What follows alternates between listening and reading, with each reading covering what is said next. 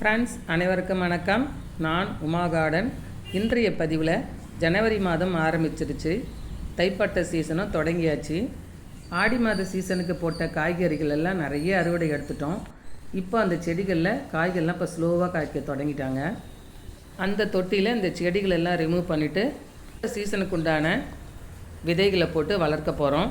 தைப்பட்டம் அப்படின்னாலே ஜனவரி, பிப்ரவரி, March, April இந்த 3 மாதத்தில் செடிகள் வளர்ந்து என்னென்ன காய்கள்லாம் நமக்கு கொடுப்பாங்களோ அந்த செடிகளை நம்ம போட்டால் 3 மாதத்துக்கு ஈல்டு எடுக்கலாம். ஃப்ரெண்ட்ஸ், தைப்பட்ட சீசனுக்கு எந்தெந்த செடிகளெல்லாம் போடலான்னு ஒரு முறை பார்த்துடலாம். இடத்த பிடிக்கிறது இந்த தக்காளி. மே மாதம் வரைக்கும் நிறைய காய்கள் நமக்கு கொடுத்துட்டே இருப்பாங்க. அடுத்ததுன்னு பார்த்திங்கன்னா இந்த வெண்டை.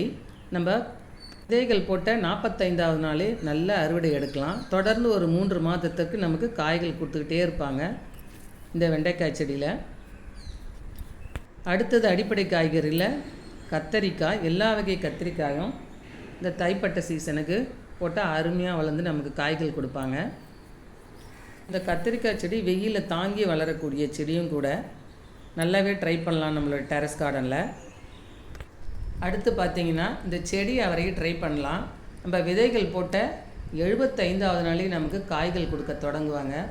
தொடர்ந்து நம்ம ஏப்ரல் மாதம் வரைக்கும் நமக்கு காய்கள் கண்டினியூவாக கொடுத்துட்டே இருப்பாங்க. அடுத்தது இந்த சுண்டைக்காய் செடி. வெயிலை தாங்கி வளரக்கூடியது. சம்மர் டைமில் தான் இதுலேருந்து நிறைய காய்களை நம்ம அறுவடை செய்யலாம்.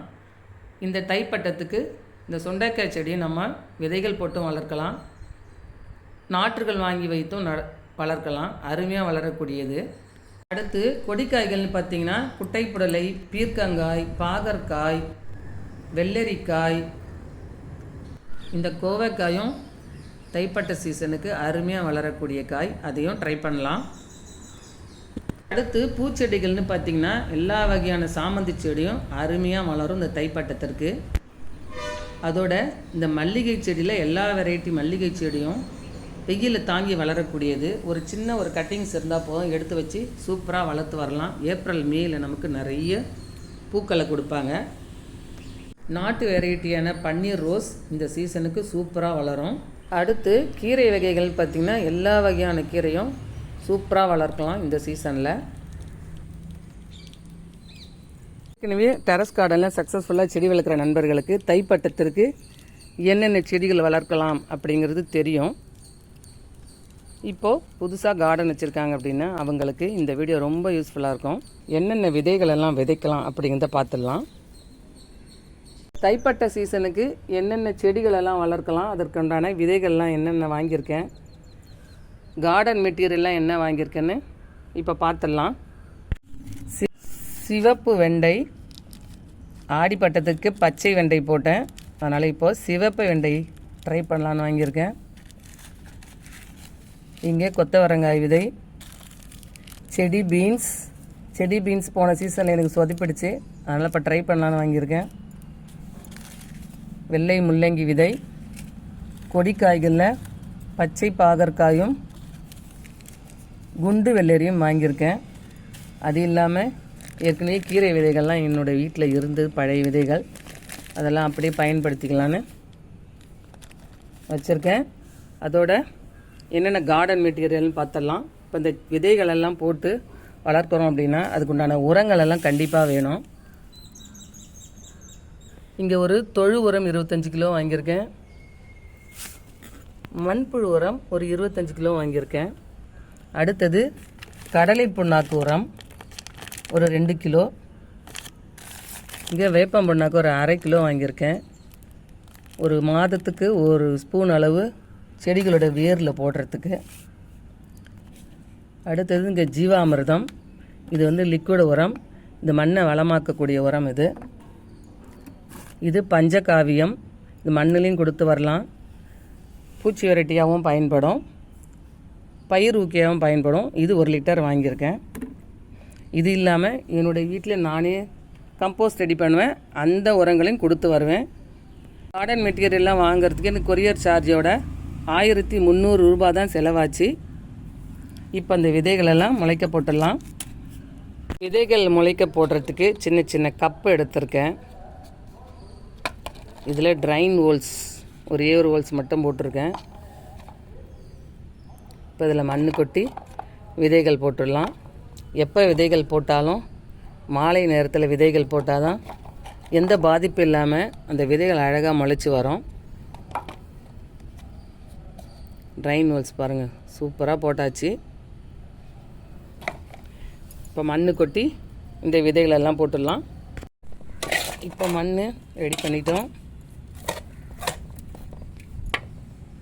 எல்லா கப்லையும் போட்டுடலாம். இப்போது விதைகளெல்லாம் போட்டுடலாம். இதில் பாகற்காய் விதை போட போகிறேன். இல்லை குண்டு வெள்ளரி, இது ரெண்டுலேயும் போட போகிறேன். இந்த 3 பாகற்காய் விதையும் போட போகிறேன்.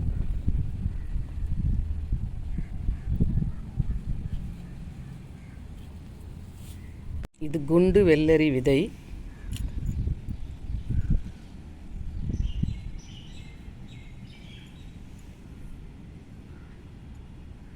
நம்ம 2 செடி தான் வளர்க்க போகிறோம். விதைகள் எக்ஸ்ட்ரா போட்டால் தான், சில விதைகளெல்லாம் பாருங்கள் ரொம்ப பழைய விதை போல் தெரியுது, முளைக்குமான்னு டவுட்டாக இருக்குது. அதனால் எக்ஸ்ட்ராவே நம்ம போட்டால் நல்லா வளர செடியை வச்சுப்போம், வேண்டாத செடியெல்லாம் எடுத்துடலாம்.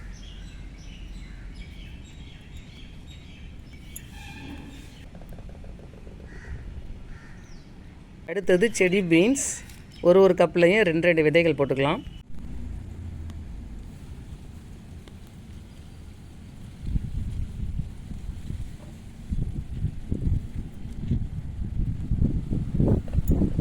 அடுத்தது சிவப்பு வெண்டை.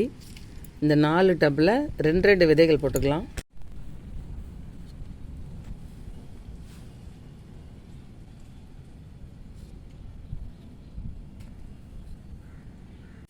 இந்த முள்ளங்கி விதை டைரெக்டாகவே போடலாம் தொட்டியில்.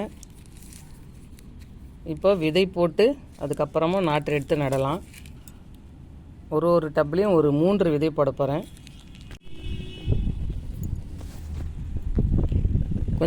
நல்லா எக்ஸ்ட்ராவே போட்டிருக்கேன், எது எதெல்லாம் வரும்னு தெரியல.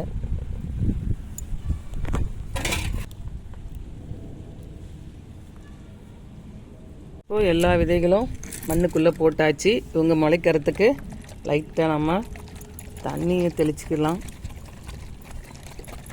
இவங்களெல்லாம் சன்லைட்டில் வைக்காமல் ஒரு 2 நாள் செமி சாலிடான சன்லைட்டில் வச்சிட்டோம் அப்படின்னா சூப்பராக முளைச்சி வருவாங்க. பார்க்கலாம் எப்படி வராங்கன்னு. இந்த கொத்தவரை விதை போட மறந்துட்டேன். இப்போது இந்த உயரமான ஒரு டப்பில் ஒரு 5 விதை போடலாம். ஃப்ரெண்ட்ஸ், எல்லா விதைகளையும் முளைக்க போட்டாச்சு.